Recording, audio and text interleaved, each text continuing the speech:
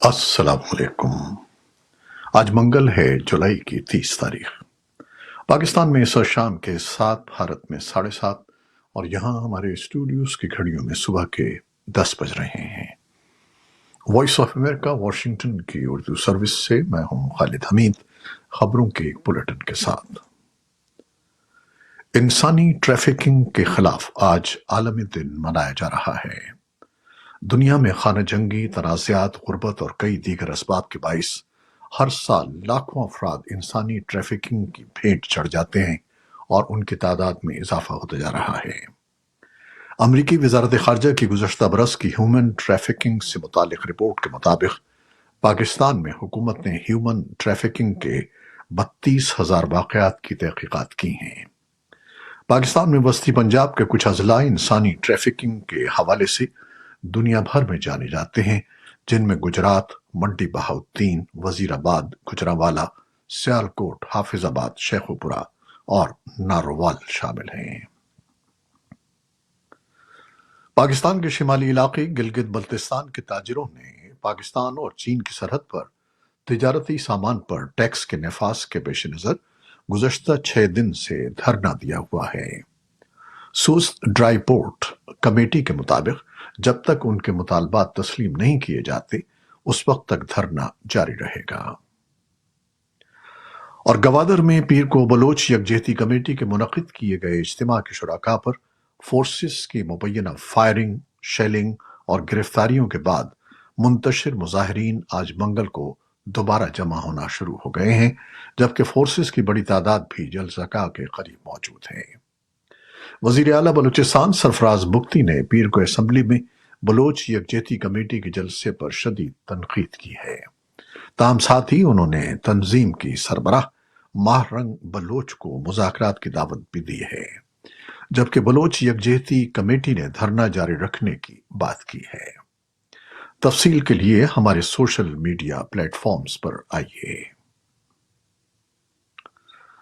بھارت بڑے پیمانے پر سعودی عرب کی سرمایہ کاری کا خواہش مند ہے اور سعودی عرب بھی بظاہر ایسا کرنے کے لیے تیار ہے۔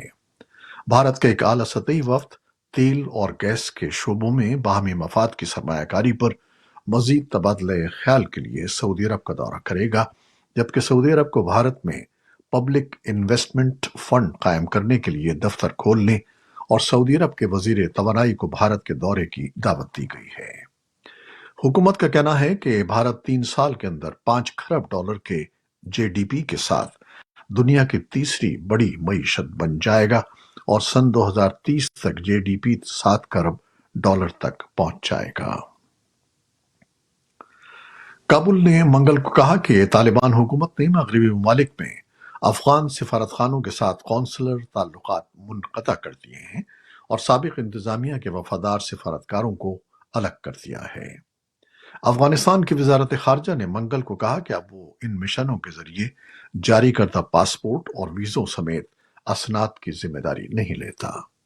ابھی تک کسی بھی ملک نے طالبان کی حکومت کو باضابطہ طور پر تسلیم نہیں کیا ہے، لیکن گزشتہ 3 سالوں میں کابل حکام نے ہمسایہ ممالک کے سفارتخانوں میں طالبان کے سفیر تعینات کیے ہیں۔ پاکستان، چین اور روس میں وہ افغان سفارتخانے قائم ہیں جو طالبان حکومت کے حکم پر کام کر رہے ہیں۔ بھارتی ریاست کیرالہ میں شدید بارش میں متعدد مقامات پر لینڈ سلائیڈنگ ہوئی ہے۔ حکام کے مطابق ضلع ویاناڈ میں 3 مقامات پر لینڈ سلائیڈنگ کے سبب 93 افراد ہلاک ہوئے ہیں، جبکہ لاپتہ افراد کی تلاش جاری ہے۔ مرکزی حکومت نے مدد کے لیے فوج بھی تعینات کر دی ہے۔ حکومت نے ہلاک افراد کے اہل خانہ کو 2 لاکھ جبکہ ہر زخمی کو 50,000 روپے دینے کا اعلان کیا ہے۔ پاکستان کے صوبے خیبر پختونخوا کے مختلف اضلاع میں شدید بارشوں کے سبب سیلابی صورتحال پیدا ہو گئی ہے۔ قدرتی آفات سے نمٹنے کے صوبائی ادارے پی ڈی ایم اے کے مطابق کوہاٹ، باچوڑ، چترال، دیر، سوات اور سوابی میں تیز بارش کی وجہ سے کئی شاہراہیں بند ہیں، جبکہ ناران میں رابطہ پل بہہ گیا ہے۔ بارشوں کے باعث مختلف حادثات میں 13 افراد ہلاک اور متعدد زخمی ہو گئے ہیں۔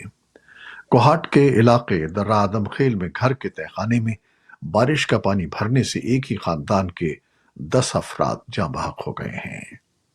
ضلعی انتظامیہ اور امدادی ٹیمیں متاثرہ اضلاع میں امدادی سرگرمیوں میں مصروف ہیں۔ غزہ کی سول ڈیفنس ایجنسی نے منگل کو کہا کہ خان یونس میں اور اس کے ارد گرد گزشتہ ہفتے سے شروع ہونے والی اسرائیلی کارروائی میں تقریباً 300 افراد جاں بحق ہو گئے ہیں، جبکہ فوج نے کہا کہ اس نے 150 دہشت گردوں کو ختم کر دیا ہے۔ اسرائیلی فوج نے منگل کو کہا کہ اس نے جنوبی لبنان کے 7 مختلف علاقوں میں حزب اللہ کے تقریباً 10 اہداف کو گزشتہ رات نشانہ بنایا اور لبنانی مسلح گروپ کے ایک جنگجو کو ہلاک کر دیا۔ فوج نے جنوبی لبنان میں حزب اللہ کے ہتھیاروں کے ذخیرے، دہشت گردی کے بنیادی ڈھانچے، فوجی ڈھانچے اور ایک لانچر کو بھی نشانہ بنایا۔ وائٹ ہاؤس کی قومی سلامتی کونسل کے ترجمان جان کربی نے پیر کو صحافیوں کو بتایا کہ امریکہ وسیع جنگ سے بچنے کے امکانات کے بارے میں پوری کوششیں کر رہا ہے۔ امریکی وزیر دفاع لائیڈ آسٹن نے منگل کو فلپائن کے دورے کے دوران نامہ نگاروں کو بتایا کہ ایسے میں جب اسرائیل کی شمالی سرحد پر کارروائیوں میں اضافہ دیکھا گیا ہے، ہمیں لڑائی کے بڑھ جانے پر تشویش ہے۔ آسٹن نے کہا کہ ہم معاملات کو سفارتی انداز میں حل ہوتا دیکھنا چاہتے ہیں۔ روس کے کرسک علاقے میں حکام نے منگل کو کہا کہ عملے نے تیل کے ایک ڈپو پر لگنے والی آگ پر قابو پا لیا ہے، جسے 2 روز پہلے یوکرین نے ڈرون حملے کا نشانہ بنایا تھا۔ یوکرین کے فضائی ڈرونز نے منگل کو ہونے والے تازہ حملوں میں روس کے بیلگراڈ علاقے کے متعدد علاقوں کو نشانہ بنایا جو یوکرین کی سرحد کے ساتھ واقع ہیں۔ یوکرین کی فوج نے منگل کو کہا کہ اس کے فضائی دفاع نے گزشتہ روز روس کے 7 جاسوس ڈرونز کو مار گرایا۔ بنگلہ دیش ٹرانسپورٹ کے وزیر عبید القادر نے منگل کو صحافیوں کو بتایا کہ بنگلہ دیش اس ماہ ہونے والی ملک گیر بدامنی کے پیش نظر ملک کی سب سے بڑی اسلامی جماعت جماعت اسلامی اور اس کے طلبہ ونگ شبیر پر پابندی عائد کر دے گا۔ انگلینڈ میں ایک 9 عمر لڑکے نے ڈانس اور یوگا کی ایک کلاس پر حملہ کر کے 3 بچوں کو ہلاک اور 11 افراد کو زخمی کر دیا۔ ایک 17 سالہ لڑکے کو قتل اور اقدام قتل کے شبے میں لیورپول کی قریب سمندر کنارے واقع قصبے ساؤتھ پورٹ سے گرفتار کیا گیا ہے۔ پولیس کا کہنا ہے کہ حملے کا محرک واضح نہیں تھا، لیکن سراغ رساں اس حملے کو دہشت گردی سے متعلق نہیں سمجھ رہے ہیں۔ برطانیہ کے وزیر اعظم کیئر سٹارمر نے اس حملے کو خوفناک اور انتہائی پریشان کن قرار دیا ہے۔ فرانس کے دارالحکومت پیرس میں کھیلوں کے سب سے بڑے مقابلے اولمپکس جاری ہیں۔ حکام نے منگل کو درجہ حرارت 36 ڈگری تک جانے کی پیشگوئی کی ہے۔ اولمپکس انتظامیہ نے دریائے سین کا پانی آلودہ ہونے کی وجہ سے منگل کو مردوں کی شیڈیول ٹرائتھلون ریس ملتوی کر دی ہے۔ اولمپکس سن 2024 کے مقابلے 11 اگست تک جاری رہیں گے۔ اور اب ایک اعلان۔ Voice of America WhatsApp channel پر بھی دیکھا جا سکتا ہے۔